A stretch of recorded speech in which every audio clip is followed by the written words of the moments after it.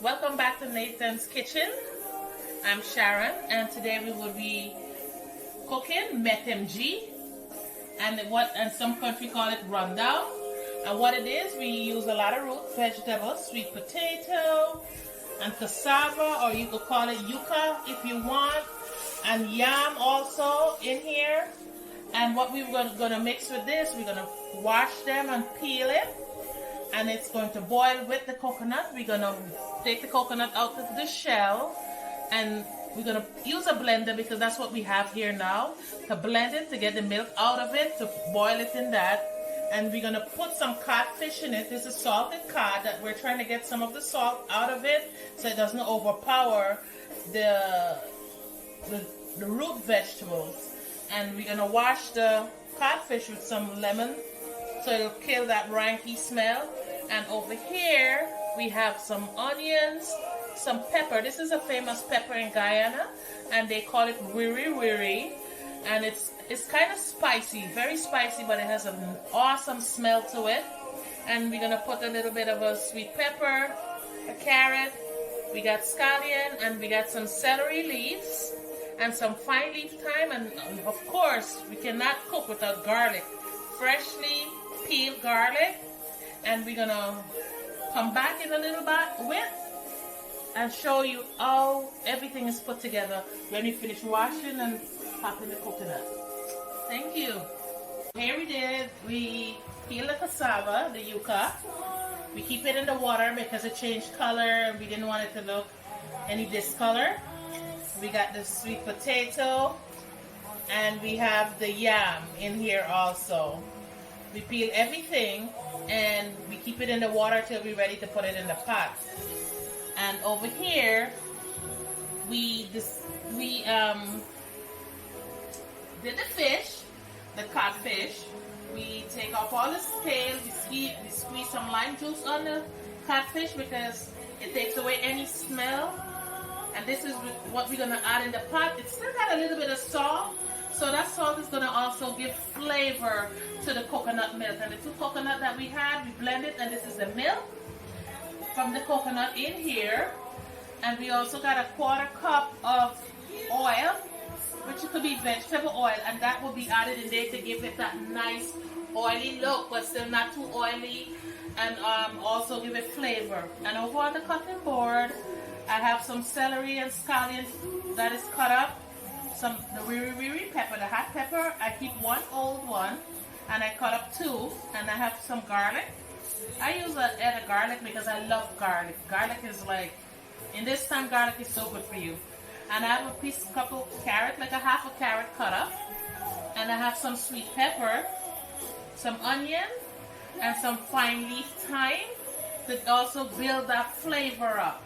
So what we're gonna do, we're gonna put this all together, and we're gonna add it to the stove. And while it's cooking, I'll show you how I'm gonna make my duff, my Guyana duff. We're gonna make from scratch also. Everything we cook in this kitchen, we make from scratch. So I'll show you when I get to making the duff, how I do it and the measurements of it. So now I'm gonna add everything together into the pot, and we're gonna put it on the stove. All right, let's get started. So I'm gonna take this out of the water, shake off any excess water, and add this here. Ito siya. And it's like 10 cups of water in the coconut milk, because remember, it's a boil down, oil down, or run down, whatever you want to call it. In Guyana we call it metemji, and it's one of our famous meal here. We have a lot of special dish with our culture in Guyana, because Guyana is so full of culture. It's like, I feel like the melting pot of culture, and I'm so glad to be a part of that. I'm multicultural because I'm Bajan Guyanese, so this is really good, and this is also a Bajan dish. But we're not going to add any breadfruit today to this. So now that I have everything in here, I'm going to put this on the stove, and you're going to see that I'm going to slowly add things in it, the oil, the seasoning in it, so it will all boil down and get that good flavor. So I'll be right back and show you how everything looks after I add it. So now I'm adding stuff one one by one, the carrots I add in. I'm going to add some garlic and the pepper.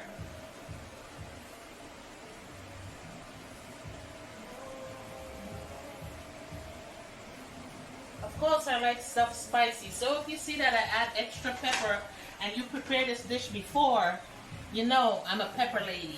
I love it hot. So now I'm adding all the rest of the stuff, the seasoning. I love seasoning. I love spice.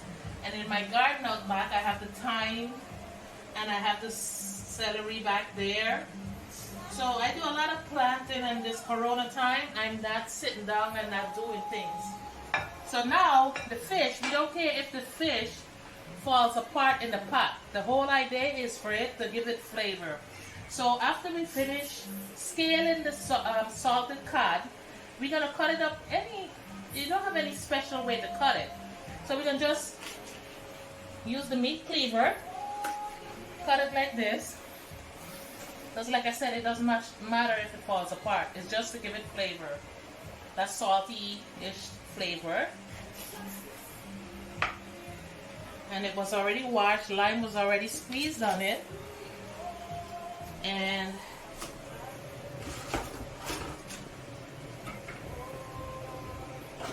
I'm going to rinse it one more time to get the lime out.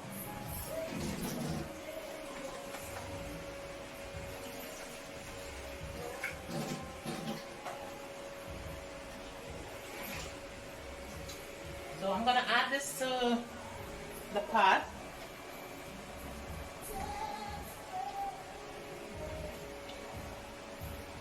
This is building flavors. You're building the flavors. And I'm going to get the long spoon. And we want to be careful when we're cooking that the pot might shift. So you always want to use a cloth to brace the pot a little bit so it doesn't fall and you get hurt. For those beginners. So now that you see everything is incorporated, we're not going to put any salt into this pot because we don't cook too much with salt, but the rest of seasoning that needed to give it anything, we're going to wait because like I said, the salted cod, even though we extract some of the salt from it, we want to wait and see if we need to add anything more. So we're going to let this cook for a while and then we're going to check back with it, and in the meantime I will be making the duff that goes on top of this, and we'll add it to it when it's almost done. Okay. 3. Okay, now we're getting ready to make the dough for MetMG. So we have 2 cups of flour, or measuring cup. We're going to add 2 cups of flour into the bowl.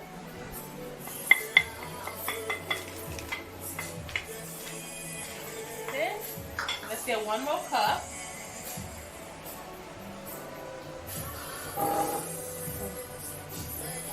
Okay, so this is our 2nd cup. And we're going to do a little bit twist on this, but we normally do it here. We don't make regular duff all the time. This is how my mom used to make it for me when I was a kid growing up in Guyana. We're going to add a little cornmeal, like not even quite of a half of a half of cornmeal. We're going to put that in there, and we're going to stir it up. Not too much cornmeal, but you'll know that it's in there. And then we have 1 teaspoon of baking powder. We always put the dry ingredients first and really mix it together because we don't want any clumps and we don't want any baking powder in your mouth tasting in one spot. So now that we stir it all up and incorporate it, I like wooden spoons because it's real good. I don't have to get my hands inside all the time. I'm going to have a 1/4 cup of sugar. And I'm going to stir this up also. And then I'm going to use a teaspoon of butter. And you could also use the back of a little spoon or something to get all the butter out if you don't want to get it on your hands. Normally I don't mind getting things dirty. So now I put the butter in there. I'm going to stir it up also, make it mixed in real good. And I'm going to go ahead and add like, not quite a cup of water because I want a stiffish dough that I can roll out to make the dough. So gauge your water, the liquid that you put in. I'm going to take it easy, like slow. I build a little pond in here and I'm going to add the water. And then I'm going to keep going.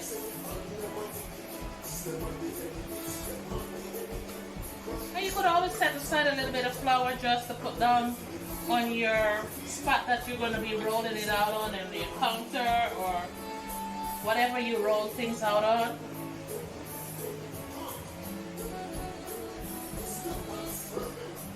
So right now I think I'm going to mix this really good and see if I need to add any more water. As you can see, it formed almost a dough already. And I'm going to let this sit when I roll it out for a minute. And so like 5-10 minutes before I add it to the pot, because I want to make sure that it raises a little bit. Add a little bit more water. So it's not quite a cup of water you're adding. You're just gauging your step. You're playing with it. So you can see that it forms. I'm going to use my hands now. And I'm not making it stick. So I'm not going to add too much flour to it, just to keep it from sticking. And I'm going to knead it a little bit. And if you look, it becomes a nice dough, right? So, and it's not too sticky and it's not too hard. It's just right. So like I said, your water, you should gauge it. So now, I'm going to put some flour on the counter. And I'm going to roll it out and cover it up with a little damp white. My mom always used a white pillowcase, and I'm going to go back to that because I love the way my mom cooked. So, I mean, I wish she was here right now, but she's not. So, we're going to dust the flour on the counter. And the counter has already been cleaned up because we're constantly working on it. So, we try to always keep a clean surface. So, I will be back to show you how to get the flour on the surface, and now we're going to start rolling it. Alright? Okay, now that we have the surface covered with flour, we're going to pinch the dough any size you want. I don't like it too big because they do swell up. And I'm going to put it on the surface, and you see that the surface is kind of, it has the flour on it. So we didn't make this dough tight, so it's not going to be hard and dry.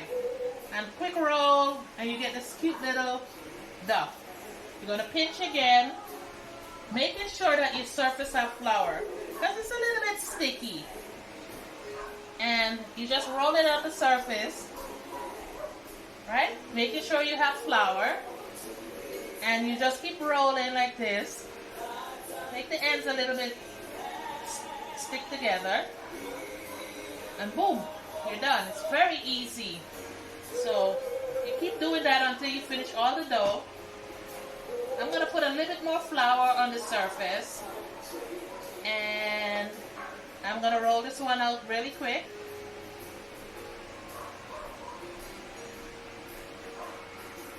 And I said you can make it round if you want to, but this is how my mom did it, and I'm going to do it that way because I love it that way. So this is the last one here. And there we go. This is what it looks like when you roll out the dough. It doesn't have to be perfect because they do swell up and burst, but they're so soft and beautiful. When you bite into them, it's squishy. It's really nice. This is my childhood in Guyana. Even though I live here, this is back to my roots. And now we're going to check the pot, and let's see what's going on in that pot, right? Let's see. Oh gosh, look at that. Oh my God, I wish you could have smelled this. This is so amazing. So I'm going to do a taste test right now. I'm going to wash my hands, the flour off my hands. Okay? And now, we're going to do a taste test because remember we put the codfish in there and we want to make sure that the codfish don't make the pot too soft. And if we need to add anything else, we will add it at this time because everything is cooking up so beautiful. So let me take a test.